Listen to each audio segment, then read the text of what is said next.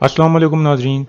इस किस्त के आगाज़ में तुर्गत अपने सिपाहियों के साथ हनली बाजार में मौजूद था और सिपाहियों को कहता है अपनी अपनी पोजीशनें संभाल लो, अपनी आंखें खुली रखना और किसी को करीब मत आने देना।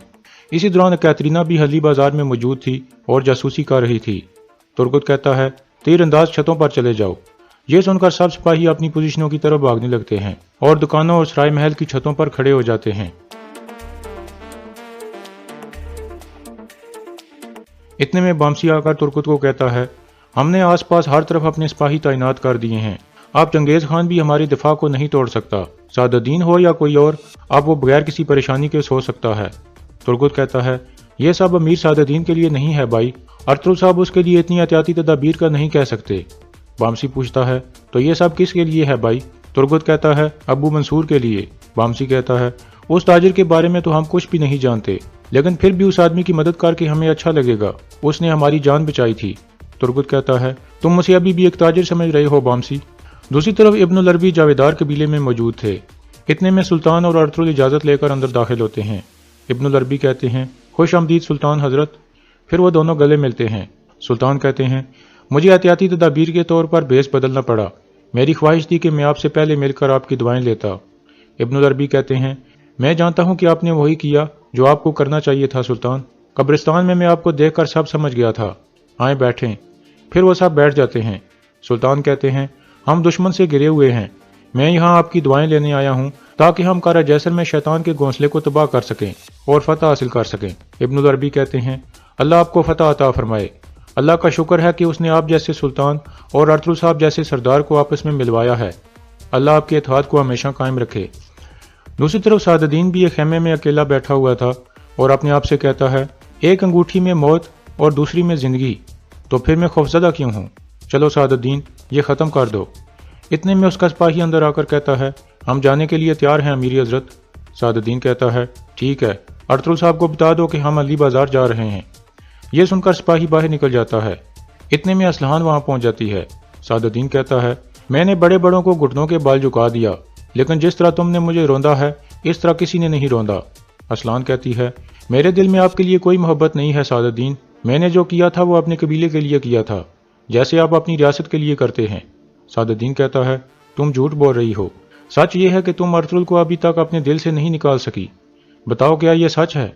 असलान कहती है ये सच नहीं है। फिर सादुद्दीन कहता है मैं कभी भी तुम पर हार नहीं मानूंगा असलान, कभी भी नहीं, तुम्हें मुझसे कोई नहीं छीन सकता, अर्तुल भी नहीं।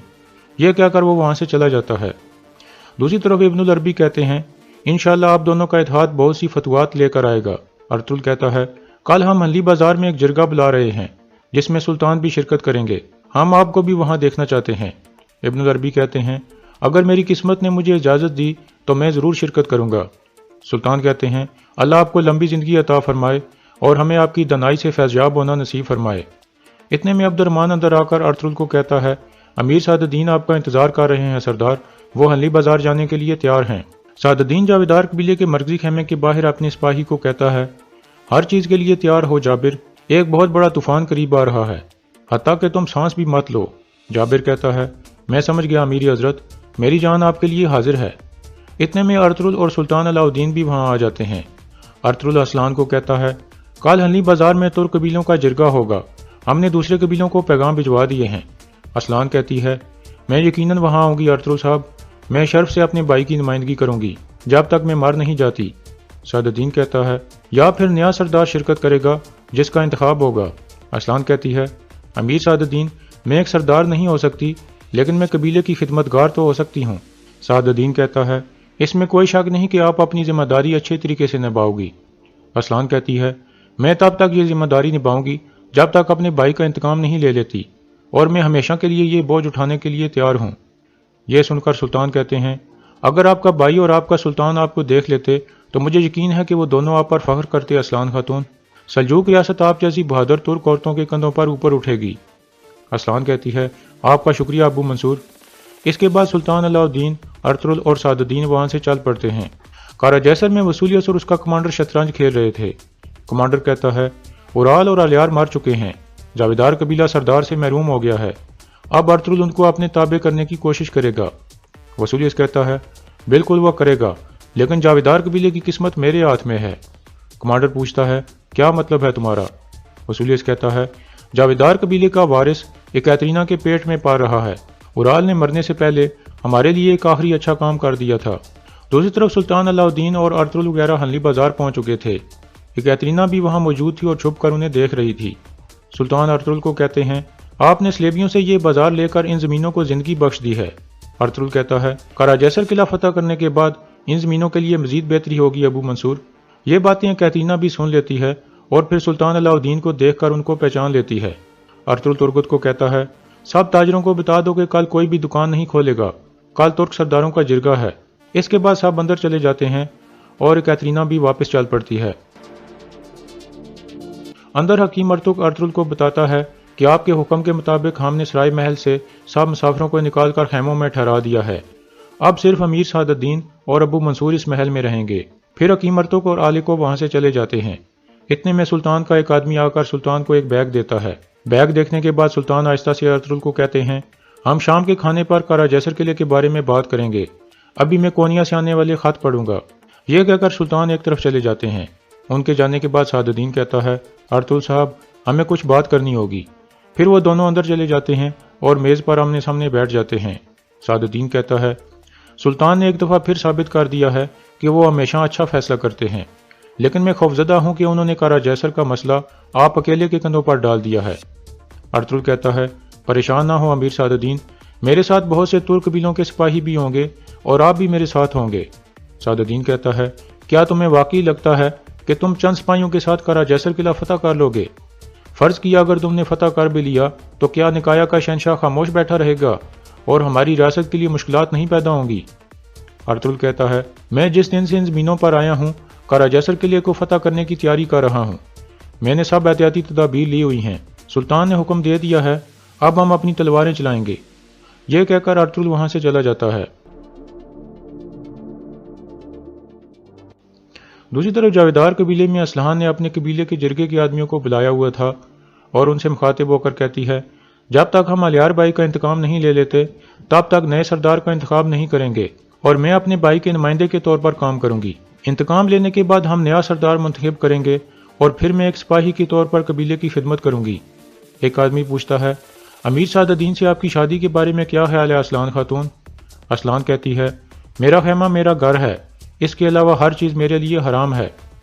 یہ سن کر جرگے کے لوگ خوش ہو جاتے ہیں اور اسلحان کو پوری مدد کرنے کی یقین دہانی کراتے ہیں۔ دوسری طرف ایک کیترینا واپس کاراجیسر پہنچ جاتی ہے اور وسولیس کو کہتی ہے آج ہم سب کے لیے ایک جشن کا دن ہے وسولیس۔ وسولیس پوچھتا ہے کیا تم نے ابو منصور کو وہاں دیکھا؟ کیترینا کہتی ہے ہاں میں نے دیکھا، وہ الیار کے جنازے کے بعد ارطغرل اور سعد الدین کے ساتھ حنلی بازار آیا تھا۔ ارطغرل نے وہاں حفاظت کے سخت انتظامات کیے ہوئے تھے۔ ابو منصور ہی سلطان علاء الدین ہے۔ وسولیس کہتا ہے کیا تمہیں پورا یقین ہے؟ یہ کیترینا کہتی ہے مجھے اپنے اندر نفرت کی طرح پورا یقین ہے کہ وہ سلطان علاء الدین تھا۔ یہ سن کر وسولیس بہت خوش ہو جاتا ہے اور کہتا ہے تم نے مجھے سارا جہان دے دیا ہے کیترینا۔ دوسری طرف سعد الدین اکیلا ایک کمرے میں موجود تھا اور ارطغرل پر سخت غصے میں تھا۔ پھر وہ اپنے آپ سے کہتا ہے کیسے تم ہمیشہ میرے جالوں سے بچتے رہے ارطغرل، لیکن اس دفعہ ایسا نہیں ہوگا، اس دفعہ تمہیں مجھ سے کوئی نہیں بچا سکے گا۔ زہر میری انگوٹھی سے نکل کر سلطان علاء الدین کی خوراک میں چلا جائے گا اور پھر میری دوسری انگوٹھی میں موجود شفا سے سلطان کو نئی زندگی ملے گی۔ صحتیاب ہونے کے بعد سلطان کو پتہ چلے گا کہ کیسے تمہاری موجودگی میں غداری ہوئی تھی، لیکن تب تک تم بہت پہلے مر چکے ہوگے ارطغرل۔ دوسری طرف ارطغرل اور سلطان علاء الدین کاراجیسر قلعے کے بارے میں منصوبہ بندی کر رہے تھے۔ ارطغرل قلعے کے اندرونی حالات کے بارے میں سلطان کو آگاہ کر رہا تھا۔ اتنے میں سعد الدین بھی وہاں پہنچ جاتا ہے۔ سلطان ارطغرل کو کہتے ہیں اگر ہمارے حملے کے بدلے میں نکایا کے شہنشاہ نے بہت سے سپاہی بھیج دیے تو یہ ترک قبیلوں کے لیے بہت برا ہوگا۔ پھر سلطان کہتے ہیں چلو کھانا کھاتے ہیں۔ اس کے بعد وہ تینوں کھانا کھانے کے لیے بیٹھ جاتے ہیں۔ پھر سلطان علاء الدین بسم اللہ پڑھ کر روٹی توڑتے ہیں اور ارطغرل اور سعد الدین کو دیتے ہیں۔ روٹی لینے کے دوران سعد الدین اپنے ہاتھ کو جھٹکا دیتا ہے جس سے اس کی انگوٹھی سے زہر نکل کر سلطان کے شربت میں گر جاتا ہے اور پھر سعد الدین اپنی انگوٹھی بند کر دیتا ہے۔ ارطغرل کہتا ہے ہم وسولیس پر حملہ نہیں کریں گے، میرے خیال میں وسولیس ہم پر خود حملہ کرے گا کیونکہ اس کے پاس نکایا سے نئے سپاہیوں کا یونٹ آیا ہے، اور جب وہ ایسا کرے گا تو ہم اسے بھرپور جواب دیں گے اور اسے ختم کر دیں گے۔ تھوڑی دیر بعد سلطان علاء الدین شربت اٹھا کر پینے لگتے ہیں۔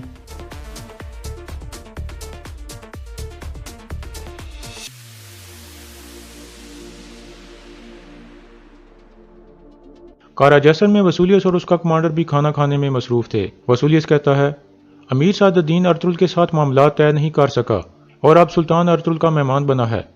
मुझे यकीन है कि सुल्तान अर्तुगरुल को कुछ ऐसा देगा जिससे अमीर सादुद्दीन जलेगा और हम इस जलन का फ़ायदा उठाएंगे। फतह हमारी होगी। और यहाँ इस किस्त का इख्तिताम हो जाता है।